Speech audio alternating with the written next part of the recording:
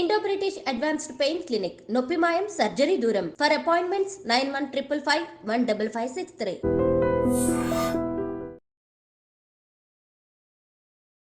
Hi guys, welcome to I dream. నేను మీ చాణక్య. మంచువారింట్లో అలజడి.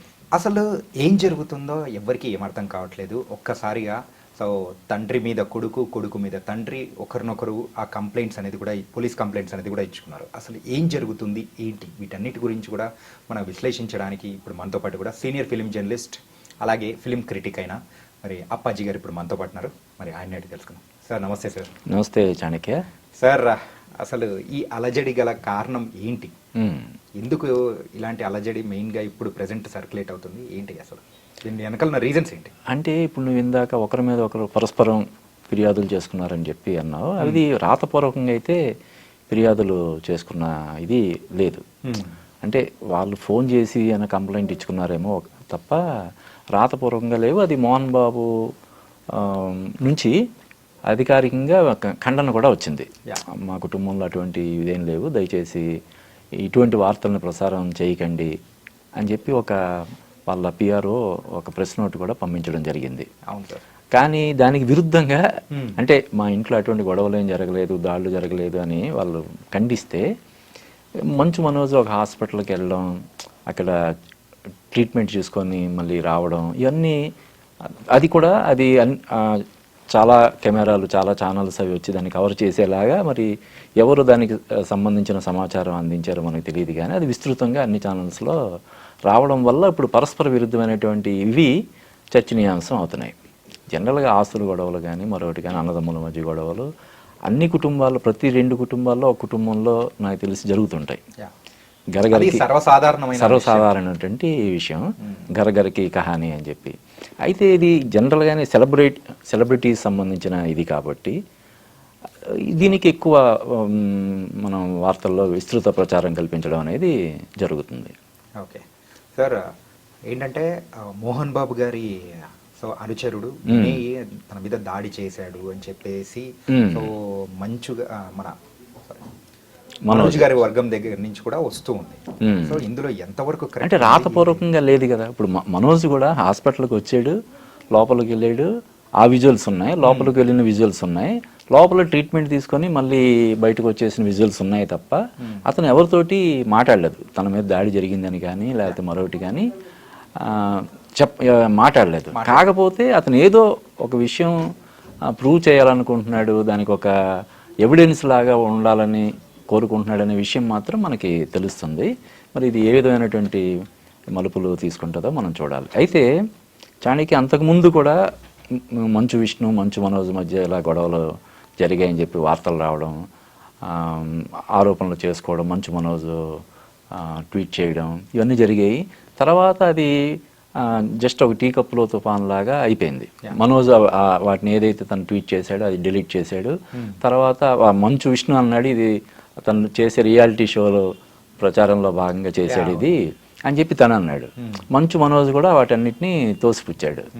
కాబట్టి ఇది కూడా ఒక 2-3 రోజుల్లో సద్దుమణిగే అవకాశం ఉంది. ఖచ్చితంగా వాళ్ళు కూర్చొని మాట్లాడుకొని సెటిల్ చేసుకునే అంశం కాబట్టి డెఫినెట్గా దీనికి కూడా అంటే మరీ రకరకాల మలుపులు తిరగడం, ఇంకా ఇది వివాదాస్పదం కావడం ఇటువంటి జరుగుతాయని నేను అనుకోవట్లేదు. త్వరలోనే దీనికి పూర్తిగా అంటే ఇక ముందు ఇటువంటి జరగకుండా ఆస్తులకు సంబంధించిన ఏదైనా అభిప్రాయ భేదాలు కానీ ఏమైనా ఉంటే సమస్య పోతుందని నేను అనుకుంటున్నాను. కానీ ఇంట్లో జరిగే మరి ఇష్యూస్ గురించి బయట వాళ్ళ కాన్సన్ట్రేషన్ ఎక్కువగా చూపించడం అనేది కూడా అంత కరెక్ట్ కాదేమో అని నేను అనుకుంటున్నాను. దీని గురించి మీరేమంటారు?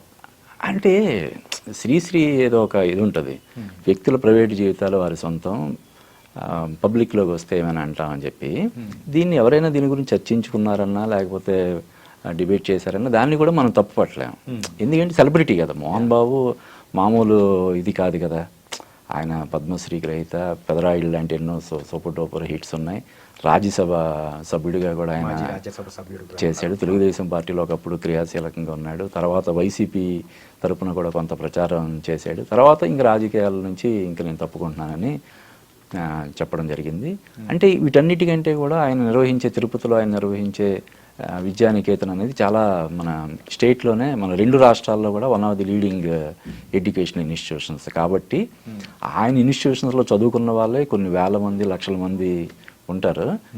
అందువల్ల చర్చనీయాంశం అవడం అన్నది పెద్ద ఇదేం కాదు, ఇష్యూ కాదు. దాన్ని వీళ్ళు ఎలాగా ఇది చేసుకుంటారన్నది మనం చూడాలి. అండ్ మంచు విష్ణు గారు లేని సమయంలో ఇలా జరగడం అనేది అయింది. సో ఇప్పుడు మంచు విష్ణు గారు కూడా దుబాయ్ నుంచి రిటర్న్ వస్తున్నారు. ఓకే. సో వచ్చిన తర్వాత ఈ ఇష్యూని ఎలా ముందుకు తీసుకెళ్లే అవకాశాలు? అదే అందరూ కూర్చొని సాల్వ్ చేసుకుంటారని. అంటే ఇది నలుగురు నవలల్లో నానడం అనేది ఎవరికి మంచిది కాదు కదా, కాబట్టి ఖచ్చితంగా వాళ్ళు రిజాల్వ్ చేసుకుంటారు. అయితే ఇక్కడ నాకు పర్సనల్గా నాకేమనిపిస్తుందంటే ఇప్పుడు దీనికి సంబంధించి వివాదానికి సంబంధించిన ఏంటి ఆస్తులకు సంబంధించని కదా. సరే, ఈ ఆస్తులకు సంబంధించిన పంపకాలు విషయంలో అన్నదమ్ములు ఇద్దరు కొంచెం గొడవ పడ్డారు, తోసుకున్నారు అంటే ఒక అర్థం ఉంది. కానీ తండ్రితో దీని గురించి ఎలా గొడవ పడతాడు మనోజు? అంటే మనకున్న సమాచారం ప్రకారం మోహన్ బాబు గారు ఆయన స్వతంత్రంగా ఎదిగిన వ్యక్తి. చిన్న స్థాయి నుంచి అంచెలంచెలుగా ఒక పెద్ద స్థాయికి ఎదిగిన వ్యక్తి. బహుశా ఇవన్నీ కూడా ఆయన సంపాదించినవే తప్ప వారసత్వంగా సంక్రమించిన ఆస్తులు ఎక్కువ ఉంటాయని నేను అనుకోవట్లేదు. ఉంటే 2 ఎకరాలు 3 ఎకరాలు అలాగే ఉంటాయేమో తప్ప ఇలాగ గొడవలు పడే రేంజ్లో ఉండే ఆస్తులు నాకు తెలిసి వారసత్వంగా ఆయనకి సంక్రమించి ఉండవు. మోహన్ బాబు గారి జీవిత చరిత్రను ఒకసారి తీసుకుంటే ఇప్పుడు వస్తున్న ప్రతి ఒక్క ఆస్పైరింగ్ యాక్టర్స్ గానీ ఒక బుక్ లాగా గైడ్ లాగా తీసుకోవచ్చు. అవును, అంటే అది చిన్న స్థాయి నుంచి ఒక డైరెక్షన్ డిపార్ట్మెంట్ లో వర్క్ చేసి తర్వాత విలన్ గా చేసి తర్వాత హీరోగా, అంటే ఏ పెద్ద హీరోకి తీసిపోనన్ని విజయాలు వరుసగా back to back black busters కొట్టి కలెక్షన్ కింగ్ అనే ఒక బిరుదుని సంపాదించుకొని రాజకీయాల్లో కూడా తనదైన ముద్ర వేసి ఈ రేంజ్కి వచ్చిన వ్యక్తి కుటుంబంలో ఇటువంటి జరగడం అనేది కొంచెం బాధాకరమైనప్పటికీ కూడా అన్ని కుటుంబాల్లో జరిగే ఇదే కదా. సెలబ్రిటీస్ కాబట్టి ఎక్కువ దాని గురించి హైలైట్ అవుతుంటారు. కాబట్టి ఇది నాకు తెలిసి ఒక 2-3 రోజుల్లో దీనికి ఫుల్ స్టాప్ పెట్టే అవకాశం ఉందని చెప్పి నేను అనుకుంటున్నాను. So nice sir. So thank you so much. Okay. మెయిన్గా ప్రజల మనస్సులో జరుగుతూ ఉన్న అంటే ఈ ఇష్యూ గురించి మాట్లాడుకుంటున్న దాని గురించి మన ద్వారా కొంచెం విశ్లేషణ అనేది కూడా ఇచ్చామని కూడా మనకు అర్థమవుతుంది. Okay. Thank you Dheeraj Appaji గారు. Thank you Chanakya. Thank you.